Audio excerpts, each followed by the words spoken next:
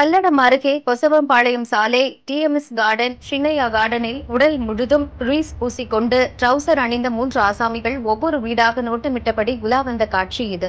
இதனால் அச்சத்தில் உள்ள அப்பகுதி மக்கள் இன்று பல்லடம் துணை எஸ்பி சௌமியாவை சந்தித்து மனு அளித்தனர். பல்லடம் போலீசார் ரோந்து பணிகளை தீவிரப்படுத்தி ட்ரவுசர் கொள்ளையர்களை தேடி வருகின்றனர். ஒரு வாரத்துக்கு முன்பாக ட்ரவுசர் கொள்ளை எனப்படும் மிக கொடூரமான ஆயுதங்களுடன் ஒரு 3 பேர் நடமாடுவதை சிசிடிவி கேமரா மூலம் பார்த்து அது பத்திரிகை வாயிலாகவும் அறிந்து மிகவும் அதிர்ச்சியாகவும் ஆபத்தான நிலையில் நாங்கள் உள்ளோம் என்பதையும் உணர்கிறோம். இந்த சம்பவங்கள் இது புதிதாக இல்லை. கடந்த வருடமே எங்கள் பகுதியில் இருந்து 10 நாட்களுக்கு இடைவெளியில் 2 கொள்ளை சம்பவங்கள் நடைபெற்றன. அதை நாங்கள் இங்கே பல்லடம் காவல் நிலையத்தில் புகார் மனு கொடுத்தோம். அதனோட எஃப்ஐஆர் காப்பியும் இணைத்துள்ளோம்.